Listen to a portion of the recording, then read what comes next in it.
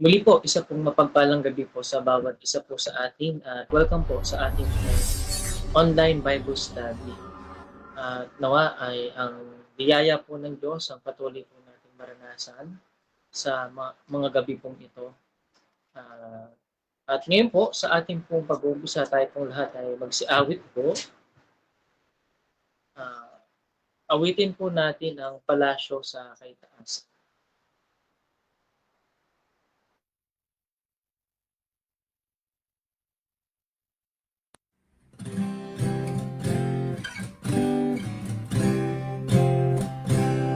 Kahit na kubo ang aming tahanan dito sa lupa, may kasiyahan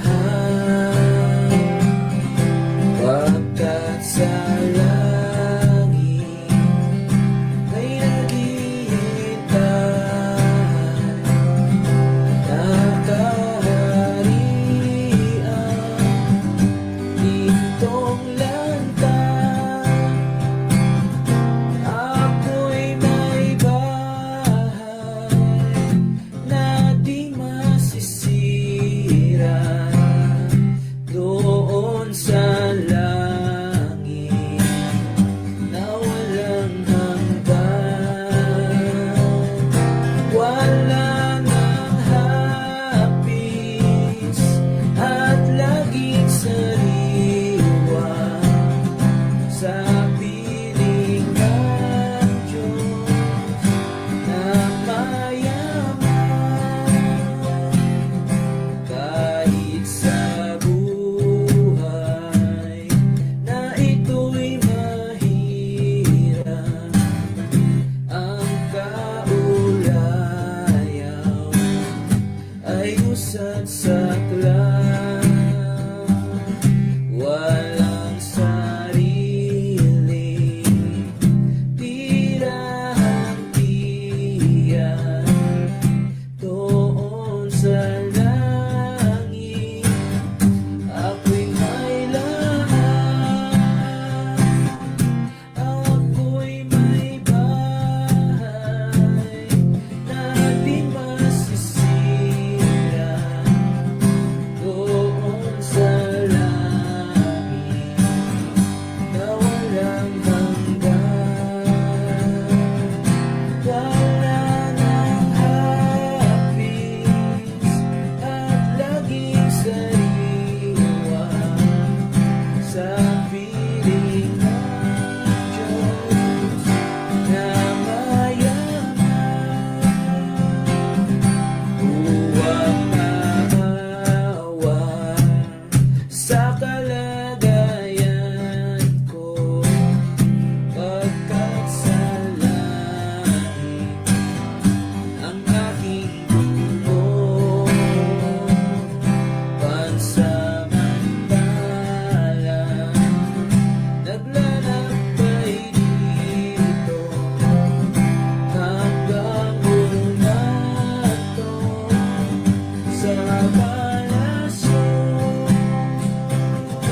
Ako'y may bahay na di masisira doon sa langit na walang hanggan.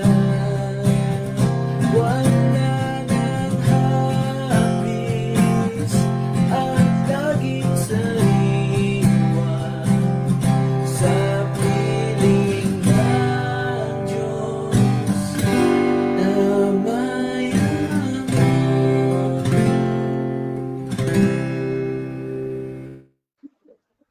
Purihin po ang Diyos sa ating pong inawit.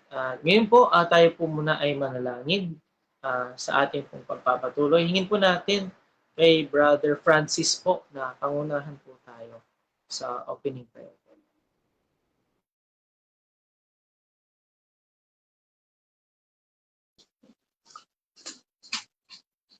Tayo po'y manalangin. Ama naming Diyos, banal, dakila at makapangyarihan sa lahat.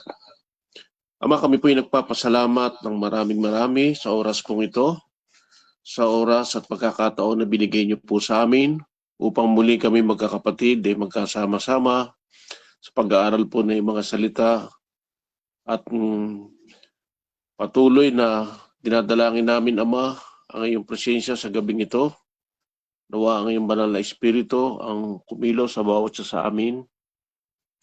At dinadalangin din po namin, Ama, ang anak mo na gagamitin mo na siyang magtuturo sa gabing ito. Napagkapuspusin niyo po, Ama, na yung banal na espiritu, katalinuhan ang gagaling sa iyo upang ang mga salitang mahahayag po sa gabing ito ay naayon sa iyong kagustuhan.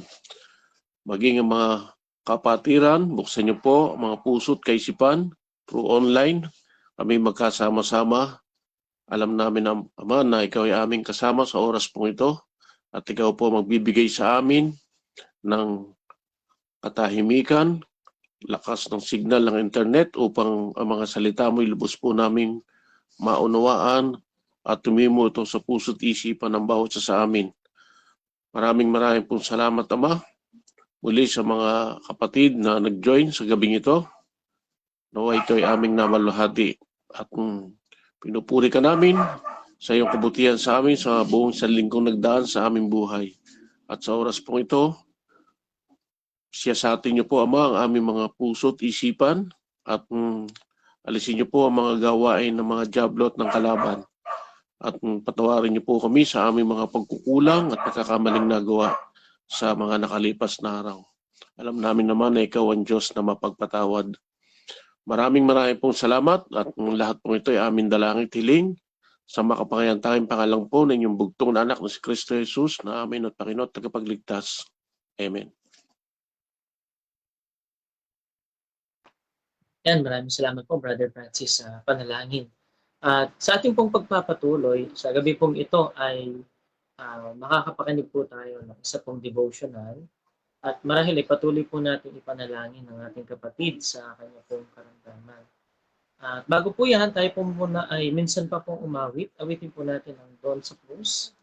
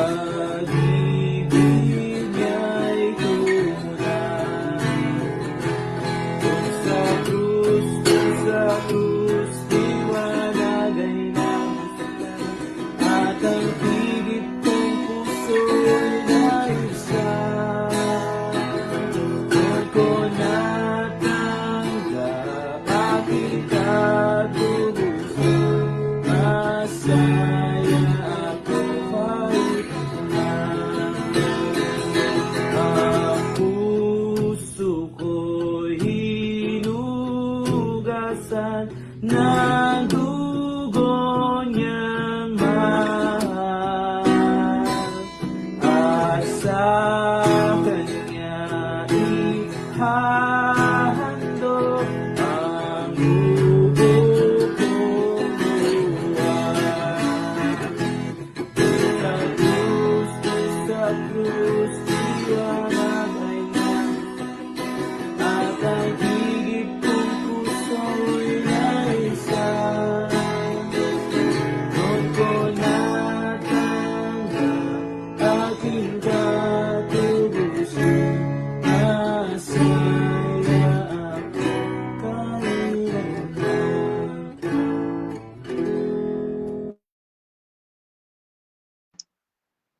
Patuloy po sa Diyos po ang lahat ng papuri at kaluwalhatian.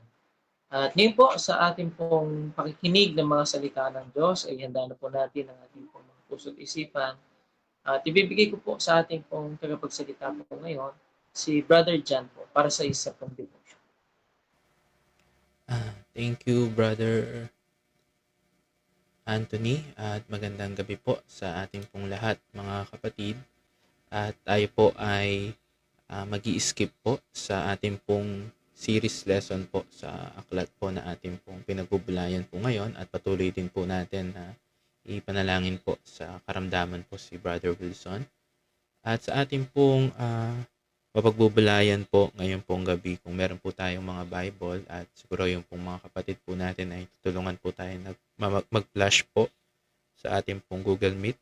Dito po sa Luke chapter 15, babasahin ko po yung pong verse 1 hanggang po sa mga sumusunod po. Kung nakita na po natin, Luke chapter 15, verse 1, ang sabi po dito, nagsilapit nga sa kanya ang lahat ng mga maniningil ng buwis at makasalanan upang makinig sa kanya. At ang mga Pariseyo at gayon din ang mga eskriba ay nangagbulong-bulungan na nangagsasabi, tinanggap ng taong ito ang mga makasalanan at sumasalo sa kanila. At sinalita niya sa kanila ang talinhagang ito na sinasabi, aling tao sa inyo na kung mayroon 100 tupa at mawala ang isa sa mga yaon ay hindi iiwan ang 99 sa ilang at hanapin ang nawala hanggang sa ito'y kanyang masumpungan. At pagka nasumpungan niya ay pinapasan niya sa kanyang balikat na natutuwa.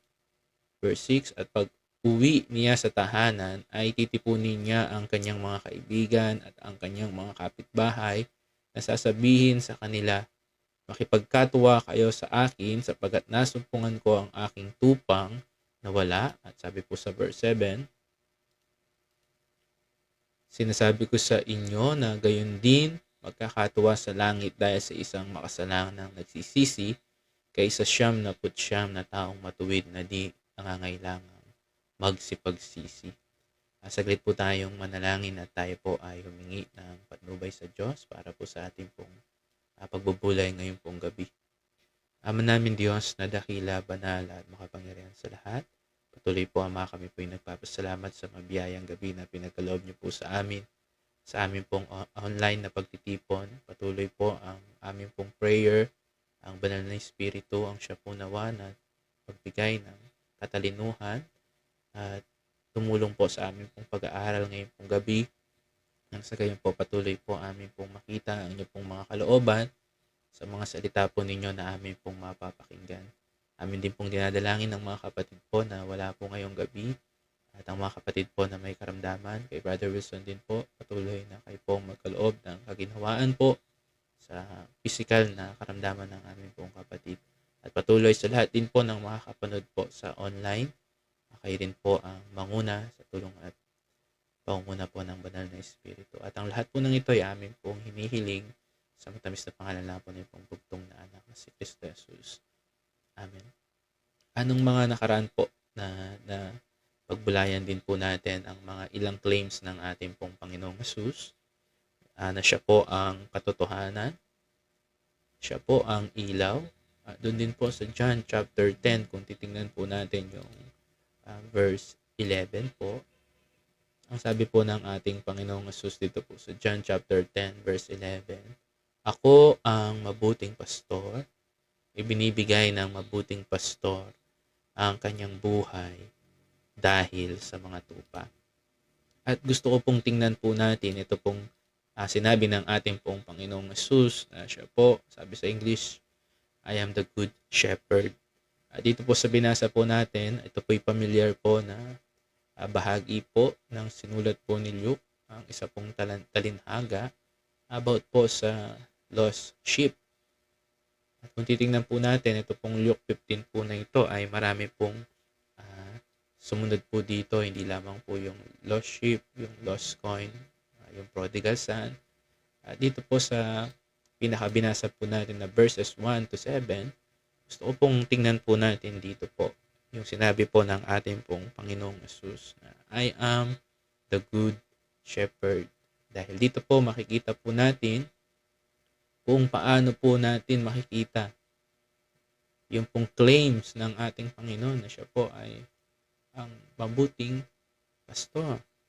Dito po sa mga unang talata, kung titingnan po natin, ang napakaganda po dito sa ating pong napag-aaralan, marami pong mga sinners.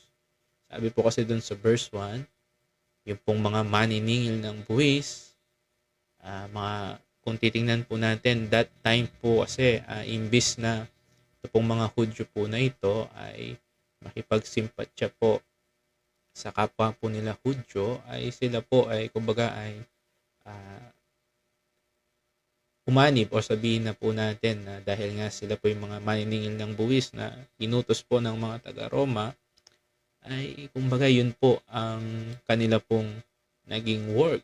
At kung titingnan po natin, kahit po nung panahon po ni Zaccheo, yung pong corruption ay kung titingnan po natin ay noon pa po.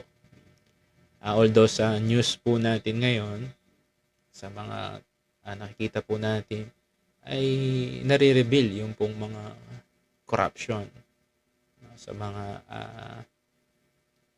news na nasa Senado po ngayon. Siguro yung iba updated sa mga pangyayari po na yan at hindi po konti pera po ang involved. Kung titingnan po natin, napakarami. Kaya yung time po na yon, pag sinabi pong mga maniningil ng buwis, ay kumbaga ito po yung kalakaran, yung corruption. Kaya nga nung si Zaccheo noon, nung siya po yung nakakilala po sa Panginoon, nais niya pong ituwid po yon at balik, idoble yung pong mga bagay na ninakaw po niya. At yung pong sabi po rito, yung mga makasalanan, various sin, maari pong iba-ibang kasalanan po ang tinukoy po dito. Pero ang napakaganda po ng mga tao po na ito, sila po ay kanina po lumalapit sa ating pong Panginoon. Yung word po ditong sa kanya, ang ating Panginoon po ito eh. Ang napakaganda po nun. Dahil po ang isa pong makasalanan, ang kailangan po niya ay ang persona ng ating pong Panginoong Yesus. Kaya lang ang nakakalungkot po dito sa verse 2, kung titingnan po natin, sabi po dito, at ang mga Pariseyo at gayon din ang mga eskriba ay nangagbubulong-bulungan, nangagsasabi, tinatanggap ng taong ito ang mga makasalanan at sumasalo sa kanila. Sa kabilang banda, kung yung sa verse 1, ito po yung mga sinners na nakikita sa life nila and sabihin na natin identify sila na maniningil ng buwis at yung pong mga makasalanan, ibig sabihin baka known sila na makasalanan sa lugar na yon. Sa kabilang banda, ito naman pong kilala po, yung pong kilala as a religious, spiritual person. Pariseyo, eskriba, expert sa mga law, sa kautusan. At ano po ang nakita po natin? Imbis na sila po ay sabihin na po natin na matuwa sa paglapit po ng mga tao sa ating Panginoong Yesus, ay sila po ay, sabi po dito, nagbubulong-bulungan. Sa panahon po natin, marites. Ano pong gusto ko pong tingnan po natin? Both po kasi itong pong verse 1 and verse 2, kung titingnan po natin, wala pong difference. Ang nakakalungkot po dito po sa mga Pariseyo, sa mga eskriba po na ito, hindi po nila nakikita yung kanilang identity. Hindi po nila nakikita yung sarili po nila na kalagayan. Na sila din po ay makasalanan. Kaya po, yung pong makita po natin na tayo po yung makasalanan, yun po yung pinakaunang step para hanapin po natin ang ating pong tagapagligtas. Kaya nga po ang bagay po na ito, kung titingnan po natin, ang nakakalungkot po sa panahon din po natin, Ayan po yung pong mga tinatawag pong minsan na self-righteous. Kung meron kang religion, kung meron kang grupo na sinasamahan, parang ang tingin natin na tayo ay hindi na kailangan ng repentance, hindi na kailangan ng tagapagligtas. Which is, ito po yung point ng ating Panginoong Jesus. Kaya po niya sinabi po ang talinhaga po ng the parable of the lost sheep. Sabi po dito po sa verse 3, sabi po niya, at sinalita niya sa kanila ang talinhagang ito. At ito po yung nice ko pong tingnan po natin. Sabi po dito sa verse 4, sabi po niya, aling tao sa inyo na kung mayroong 100 tupa at mawala ang isa sa mga yaon, ay hindi iiwan ang 99 sa ilang at hahanapin ang nawala hanggang sa ito'y kanyang masumpungan. Gusto ko pong tingnan po natin, sinabi ng ating Panginoon na siya po yung Good Shepherd. Makikita po natin sa isa pong Good Shepherd, yung kanya pong compassionate. Kasi kung papansinin po natin po dito, the 100, yung pong tupa dito na sinabi ng ating Panginoon sa isang talinhaga, mayroong 100 tupa, sabi dito, mawala ang isa sa mga iyon. Dito natin makita yung compassionate ng ating Panginoon dahil nagbavalue sa kanya yung one. Ginamit po sa English yung he lose one of them.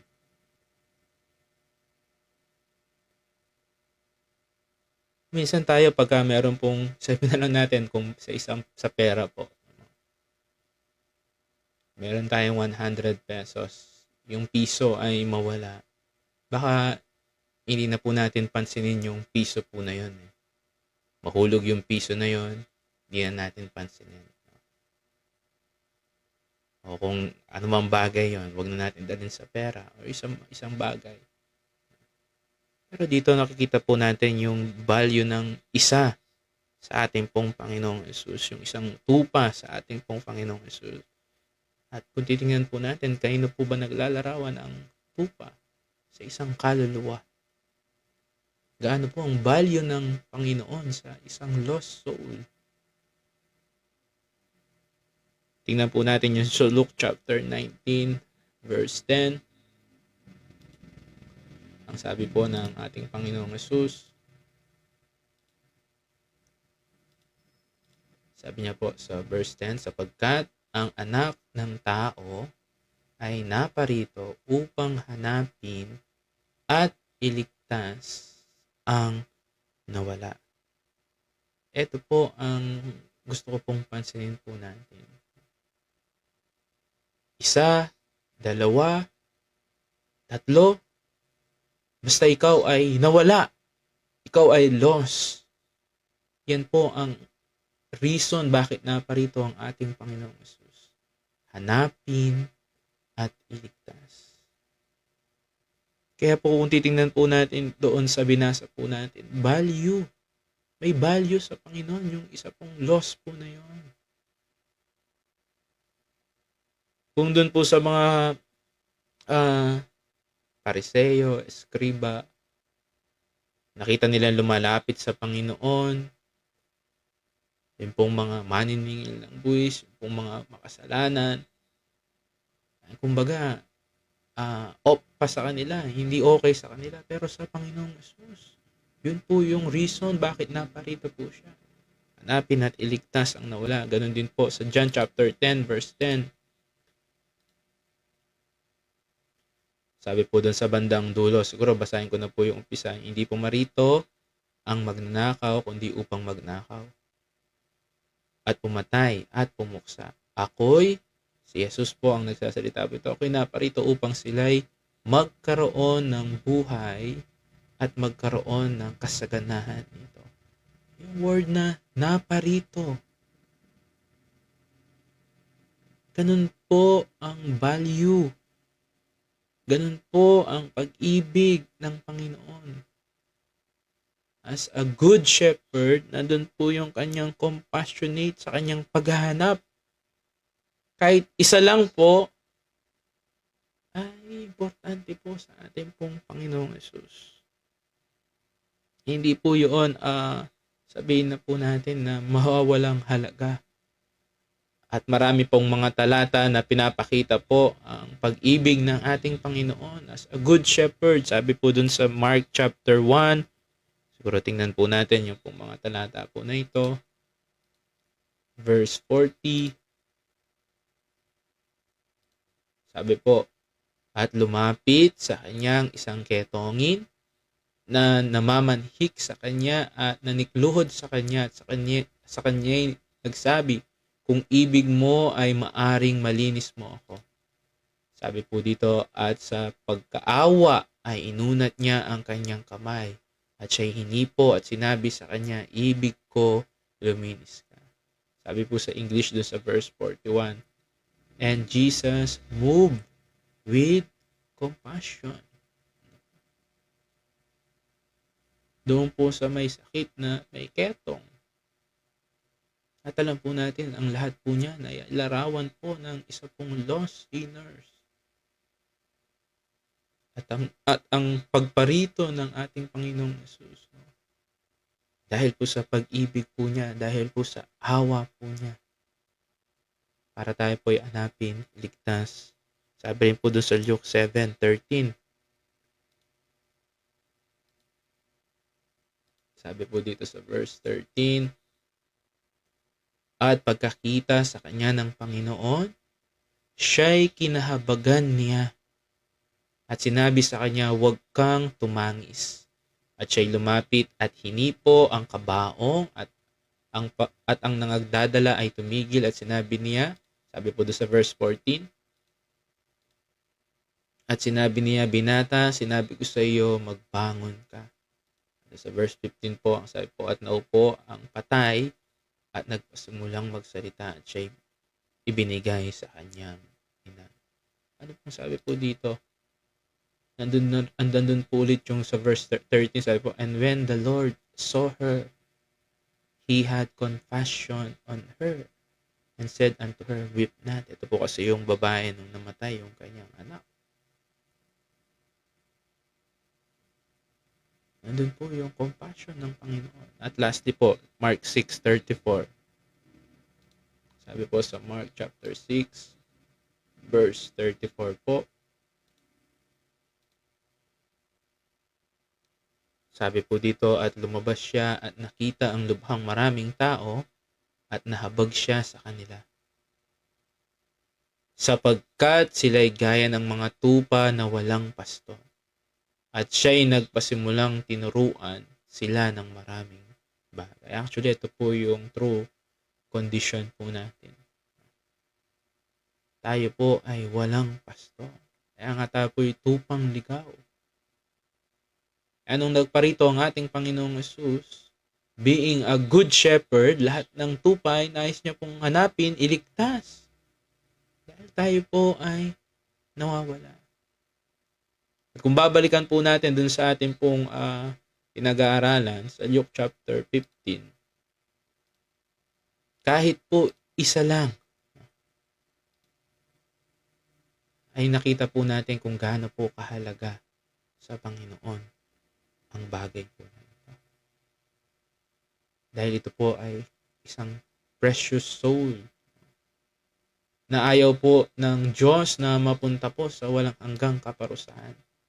Alam niyo po, kung bibigyan po natin in literal po, application ng bagay po na ito, kung ang ating Panginoong Yesus, kung ang Diyos, mahalaga po sa Kanya ang lost soul, isang kaluluwa, nawa ito rin po ay makita po natin yung pong compassion ng Panginoon ay maging compassion din po natin.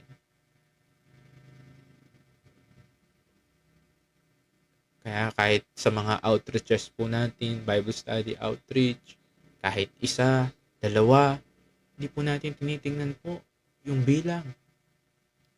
Ang importante po ay meron pong nais po na makinig, makilala po niya ang ating Panginoong Yesus. At ganun din po, kahit nung pong time po ni Felipe, sabi po dun sa Acts 8, yung sa eunuko, siya po ay dinala po ng Espiritu ng Panginoon. Sabi po dun sa verse 26, datapwat 8:26, sabi po dito, datapwat nagsalita kay Felipe ang isang anghel ng Panginoon, nagsasabi, magtindig ka at ikaw ay pumaroon sa dakong timugan, sa dakong palusong mula sa Jerusalem hanggang sa Gaza, na ito'y ilang. At siya'y nagtindig at yumaon, at narito ang isang lalaking taga-Ethiopia, isang bating na may dakilang kapamahalaan sa sakop ni Candace, reyna ng mga Ethiopia, na siyang namamahala ang lahat niyang kayamanan, at siya'y naparoon sa Jerusalem upang sumamba. At siya'y, verse 26, at siya'y pabalik at nakaupo sa kanilang karo at binasa ang propeta Isaias. At sinabi, verse 29, at sinabi kay Felipe ng Espiritu, lumapit ka at makisama sa karong ito. At tumakbo si Felipe patungo sa kanya, at napakinggan niyang binabasa si Isaias na propeta, at sinasabi, nauunawa mo baga ang binabasa mo?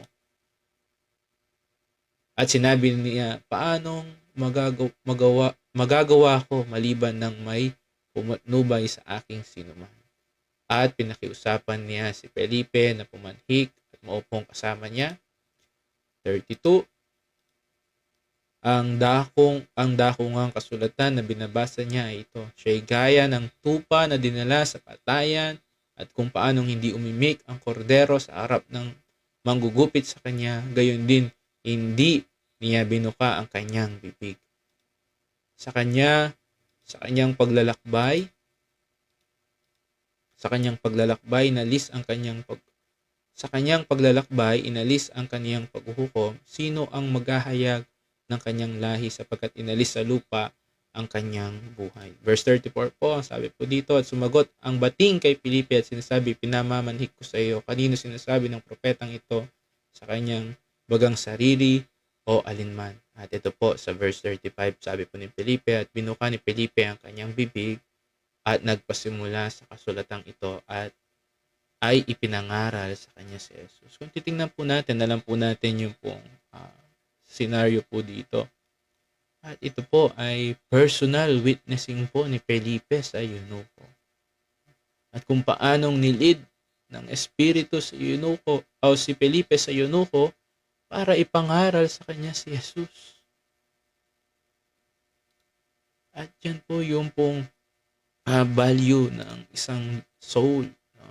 Kaya po dito po sa una po nating puntos, nais po natin na makita ang kahalagahan ng isa sa ating Panginoong Hesus. At nais din po itong maging hamon po sa atin kung kaano din kahalaga yung personal na witnessing po natin.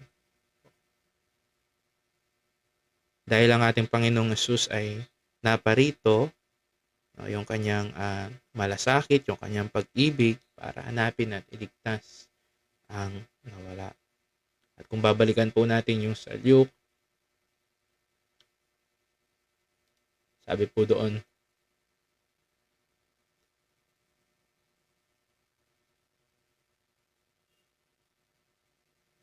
yung pong at mawala ang isa sa mga iyon. Kung titingnan po natin, ito pong search din po na ito, dito po sa nawala, very costly. Why? Kasi in danger po yung pong una sa paghahanap, yung sa mga kailangan, maaring hindi lang isang araw hahanapin po ito. Kung ito po ay nawala, kasi makikita natin dun sa huling points po natin.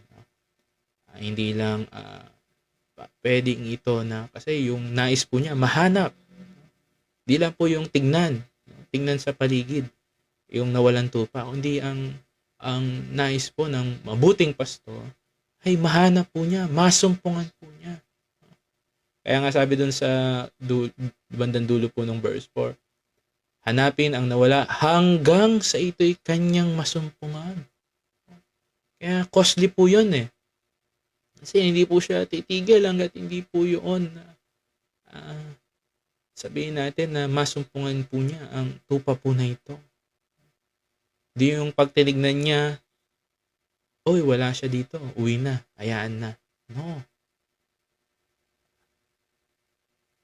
very costly po yun.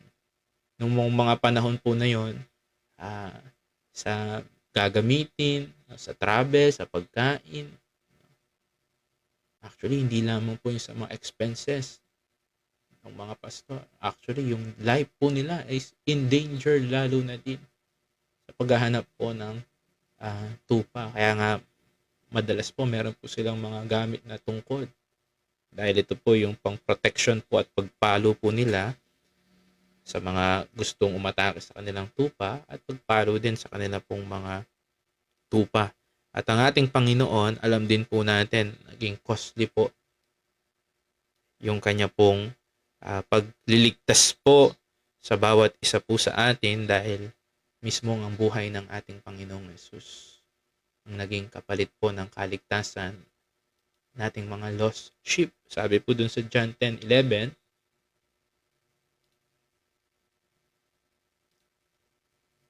sabi po, sabi ng ating Panginoong Yesus, ako ang mabuting pastor. Ibinibigay ng mabuting pastor ang kanyang buhay dahil sa mga tupa. The good shepherd giveth his life for the sheep. Kaya, costly. Ang paghahanap po ng ating pong Panginoong Yesus sa atin ay naging costly. Sabi rin po, dito rin po sa John 15:13. Alam din po natin ang talata po na ito. Walang lalong dakilang pag-ibig kaysa rito na ibinigay. Tingnan po natin. Ito po yung word na costly. Merong something na nawawala sa iyo na binibigay mo. Ibinigay ng isang tao ang kanyang buhay dahil sa kanyang mga kaibigan.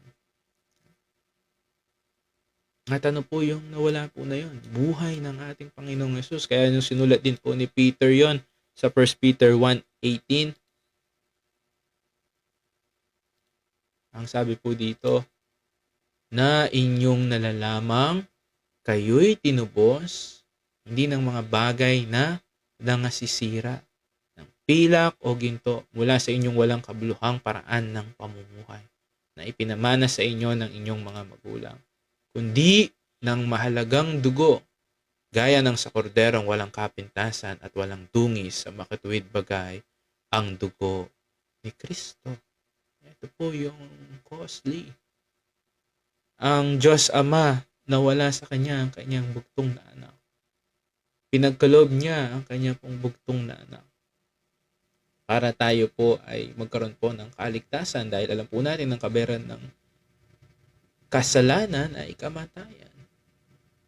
Ang ating pong Panginoong Yesus, being a good shepherd, sabi niya, ibinigay niya yung Kanyang buhay.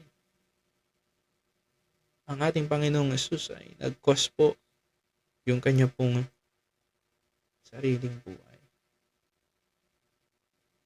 Kaya ang Ama, binigay niya Kanyang bugtong anak, sabi doon sa 1 John 4:9. Tingnan po natin. Dito nahayag ang pag-ibig ng Diyos sa atin. Ibig sabihin, sabi sa English, manifest. Nakita natin ang pag-ibig ng Diyos sa atin sapagkat sinugo ng Diyos ang Kanyang bugtong na anak sa sanlibutan upang tayo'y mabuhay sa pamamagitan niya. Sabi dun sa Romans 8:32. Gusto ko rin pong basahin po ito. Romans 8, chapter 8, verse 32. Siya na hindi ipinagkait. Ito pa po yung maganda dun sa word na costly. No? Hindi siya ipinagdamot. Sabi po sa English, spared, not his son. Hindi lamang po costly, kundi hindi niya rin po ipinagkait po sa atin. Hindi siya nang hinayang. No? Pero kung tutusin po natin, ito po yung kanyang bugtong na anak. Sabi po dito, siya na hindi pinagkait ang kanyang sariling anak, kundi ibinigay dahil sa ating lahat. Bakit hindi naman ibibigay sa ating walang bayad ang lahat ng mga bagay? Sabi nga sa English, he that spared not his own son, but delivered him up for us all. How shall he not with him all freely give us all things? Panginoong Jesus, binigay niya ang buhay niya. Ang Diyos, ibinigay niya at hindi niya ipinagkait ang kanyang anak. Dahil yun lang po ang tanging paraan para tayo po ay maligtas po sa pagkakasala. Even one soul lang. Do ang Diyos, alam niya ang lahat. Alam niya lahat ng sasampalataya. Alam niya na mas marami pa rin yung hindi mananampalataya. Pero still, hindi niya ipinagkait. Hindi siya, sabihin na natin, nagdamot sa tanging paraan para ang tao ay maligtas. Costly. Alam, ang problema mo ngayon sa ating pong panahon, marami pong religion ay hindi po costly yung tinitingnan po nila. No? Income. Sa mga tupa. Giving. Tithes. Yan po yung mga tinuturo po nila. Yung mga pastor sa panahon po natin, yan po yung mga kalakaran. Pero ang Good Shepherd, binibigay niya yung buhay niya para sa mga tupa. Ang Good Shepherd, baga siya yung costly. Siya po yung, di baling siya na yung wala para sa mga tupa niya. Yan po yung Good Shepherd. At siya po ay walang iba kundi ang ating pong Panginoong Jesus. At lastly po, tuloy lang po natin, sabi din po dito, doon sa binasa rin po natin doon sa Luke 15:4. Yung kanina pong sinabi po natin, hanggang sa ito'y kanyang masumpungan. Ano po yung isang letter C po na makikita po natin dito? Yung pong word na consistent. Hanggang ito'y matapos po niya. Yung pong word na finish. Kaya ang ating Panginoong Yesus, yung kanya pong pagliligtas po sa atin po ay, sabi po to sa John chapter 19:30, nung binanggit po niya yung sa John chapter 19:30.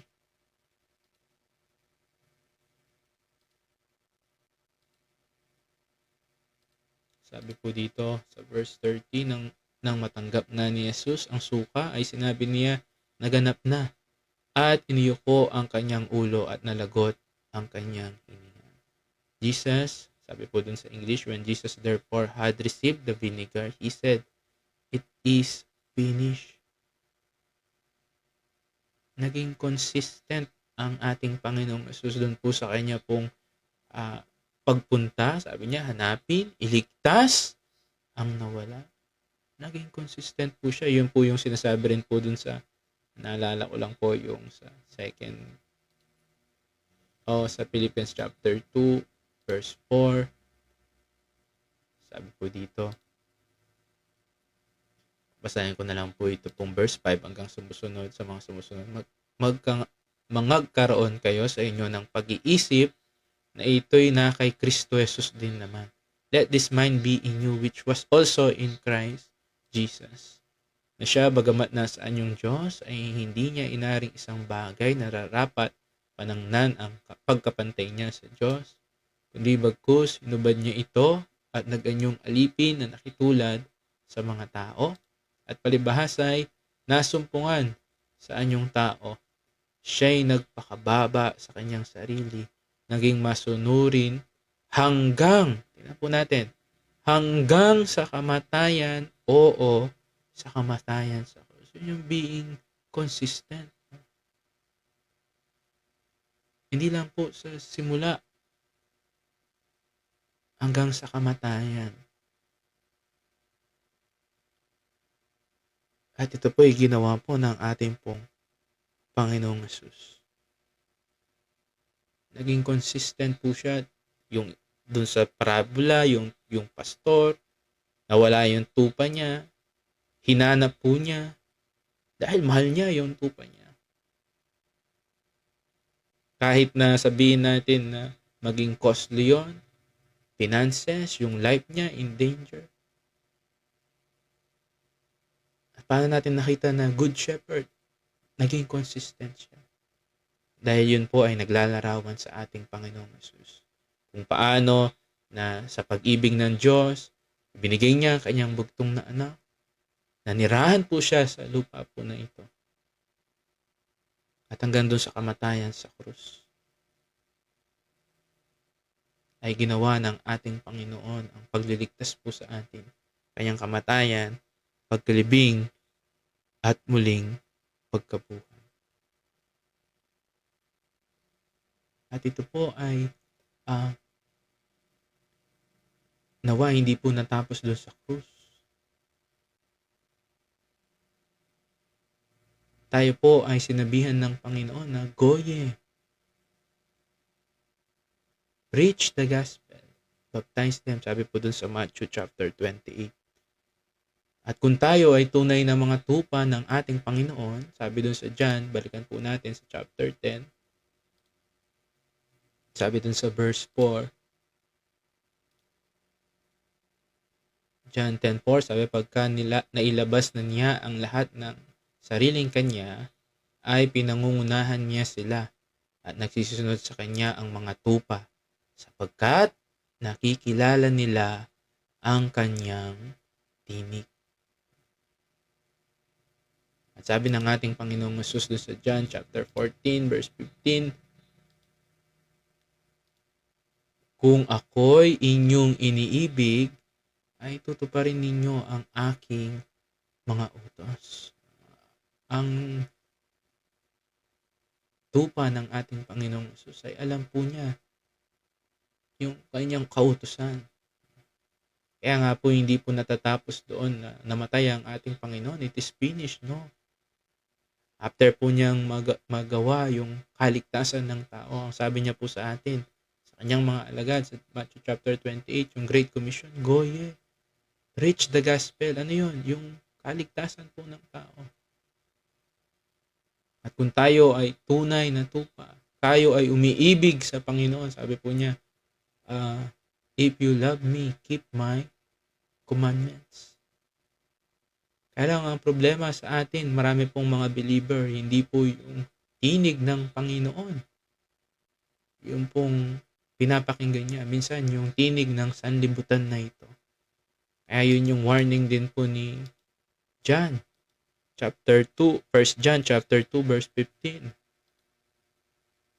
Sabi po dito, huwag ninyong ibigin ang sanlibutan. Di ang mga bagay na nasa sanlibutan. Kung ang sino mang umiibig sa sanlibutan ay wala sa kanya ang pag-ibig ng Ama. Kung minsan nahuhulog tayo dun po sa tawag ng sanlibutan. Kaya yung ating heart, yung ating pong mga sabihin na natin na desire ay napupunta dun po sa sanlibutan. Huwag natin ibigin, sabi po ni John. Love not the world. Kung hindi, sabi ng Panginoon, kung mahal mo ako, tuparin mo. Pakita natin yung love natin sa Panginoon. Hindi yung nakikita, sinasabi natin, mahal natin ng Panginoon, pero yung tinig ng sanlibutan, yung sinusunod natin. Hindi po ganun yun. Nakita po natin kung paano po ang ating pong mabuting pastor. Kung paano po niya tayo iniligtas. Kaya kung babalikan po natin yun doon sa Luke chapter 15, nakita po natin yung pong sabi po dito sa verse 6, at pag uwi niya sa tahanan, ay titipunin niya ang kanyang mga kaibigan. Kung titingnan po natin, actually nakita po natin, dito po yung 99 ay hindi naman po saved po yung mga yon, yung iniwan ng Panginoon. Kasi kung titingnan natin dun sa binasa po natin kanina, Sila po ay iniwan po sa ilang. No? Doon sa verse 4, sign na sila ay in danger. Kaya kung titingnan po natin, yung nahanap po yung isa, hindi niya po dinala doon sa 99. No? Sabi po dito, pag uwi niya sa tahanan, ay titipunin niya ang kanyang mga kaibigan at ang kanyang mga kapitbahay. Nasasabihin sa kanila, ipagkatuwa kayo sa akin sapagkat nasumpungan ko ang aking tupang na wala. Kasi yung 99 po dito, ito po yung sa verse 2 ng mga Pariseo, mga eskriba na tingin nila hindi sila lost. Kaya hindi po sila nagsisik ng repentance. Samantalang yung isa po ditong tupa, yung po mga makasalanan na nais po nilang lumapit sa ating pong Panginoon. Kaya sa verse 7, sinasabi ko nga sa inyo na gayon din magkakatuwa sa langit dahil sa isang makasalanang nagsisisi kaysa sa siyam na taong matuwid na di nangagkakailangang magsisi. Kaya although marami pa po sana na titingnan po natin about sa mabuting pastor so sa John chapter 10, pero gusto ko pong tingnan po natin specifically kung paano po ang isa pong mabuting pastor, walang iba kundi ang ating Panginoong Jesus, ay pinakita po niya dito po sa illustration po, dito po sa parable po ng lost sheep, yung kanyang compassion search, costly search, at yung pong kanyang consistent search dun po sa isang tupa. At magwawakas po ako dun sa isang nabasa ko pong kwento. Alam po natin nung si Haring David sa Psalms chapter 23, nung sinabi po niya ang Panginoon, sabi po niya dun sa verse 1, ang Panginoon ay aking pastor, hindi ako mangangailangan. Kanyang pinahiga ako sa sariwang pastulan, pinapatnubayan niya ako sa siping ng mga tubig ng pahingahan. At sa mga sumusunod na talata, makita po natin yung pong ginagawa ng isa pong mabuting pastor. Meron daw pong dalawa na naglaban po na i-recite po yung bagay po na ito. Yung isa, ni-recite po niya na napakaganda nung tinig niya, merong mga action. After niyang mai-recite to ay maraming nagsigawan, maraming nagpalakpakan na nabilib dun sa pag-recite po nila dito po sa Awit chapter 23. Yung isang sumunod naman ay ni-recite niya rin. Sinabi niya rin yung verses na to. Pero ni-recite niya na malumanay, di katulad nung una na parang binasa niya lang, simple lang na binasa niya. Kaya nung pagkatapos niya ay walang palakpakan, walang nagsigawan, pero isang bagay ang nangyari. After mag-recite itong pangalawang tao po na ito, maraming lumapit sa kanya. At gusto nilang makilala yung pastor, yung mabuting pastor na tinutukoy ni Haring David. Ano pong point po natin po dito? Tayo po ay pare-parehas na mga tupa ng ating Panginoon. At nakita po natin ang kailangan po ng mga tao. Walang iba kundi ang ating Panginoong Jesus. At ngayon nakita po natin tayo po ay inuutusan ng ating mabuting pastor na ibahagi ang mabuting balita ng kaligtasan. Alam po natin yun. At tayo rin po, nawa magkaroon po tayo ng pag-ibig, compassion. Tayo rin po ay handa po na kahit costly yung bagay po na ito, ay handa po tayo na ibigay yung bagay na kailangan po. At hindi maging madamot. Oras yan, yun nga 3 T, time, treasure, and talent. At kauli-uli yan, maging consistent po tayo. Dahil yan po yung halimbawang ibinigay po sa atin ng ating pong Panginoong Jesus. Kaya nawa ito po'y maging hamon po sa bawat isa po sa atin at sa atin pong pagwawakas ay muli po iniiling ko po na tayo po ay manalangin. Let us pray po. Ama namin Diyos na dakila, banal at makapangyarihan sa lahat. Salamat po Ama sa muli pong pagkakataon na ipinagkaloob niyo po sa amin. Muli pong pagkakataon na nakita po namin kung paano po ang pagliligtas niyo po sa amin. Nakita po namin na kami po ay mga tupang ligaw at ipinigay niyo po sa amin ang aming pong Panginoon bilang magpastor po sa amin. At nakita rin po namin ang naging sakripisyo po ng aming Panginoon dahil sa aming pong mga ginawa. At salamat po, iniligtas niyo po kami. Salamat po sa aming Panginoon at tunay po na nagbigay po siya ng halimbawa po sa amin na kung paano po na ang bawat isa po sa amin ay tinatawag niyo rin po para kami po ay magbahagi ng mabuting balita ng kaligtasan na siya pong dahilan ng kamatayan ng aming Panginoon. At salamat po nawa sa mga oras po na ito, sa mga makakapanood po na wala pang relasyon sa aming pong Panginoon. At tunay nawa makita po niya ang kalagayan po niya na siya po ay tupang naliligaw at ang kailangan po niya yung aming Panginoong Jesus upang ang kanya pong kaparusahan, kapahamakan ay mapawi at magkaroon po ng buhay na walang hanggan. At ang bawat isa po sa amin nawa ay kasangkapanin po ninyo na amin pong pakinggan ang tinig ng aming Panginoon at hindi po ang tawag ng sanlibutan po na ito. Salamat po at sa inyo po na yung patuloy na pinagkakatiwala ang oras po na ito at ito po ay amin pong hinihiling, pinapasalamatan sa tanging pangalan po ng itong na anak na si Kristo Jesus. Amen. Gandang gabi po at binabalik ko na po sa ating pong MC.